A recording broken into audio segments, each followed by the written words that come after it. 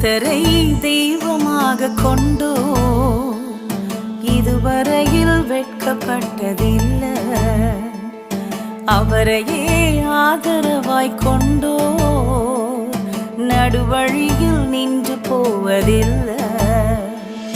வேண்டும் போதெல்லாம் என் பதிலானாரே, வாழ்க்கை முழுவதும் என் துணையானாரே. ஜெபிக்கும் போதெல்லாம் என் பதிலானாரே, வாழ்க்கை முழுவதும் என் துணையானாரே. ஆராதிப்போமே அவரை.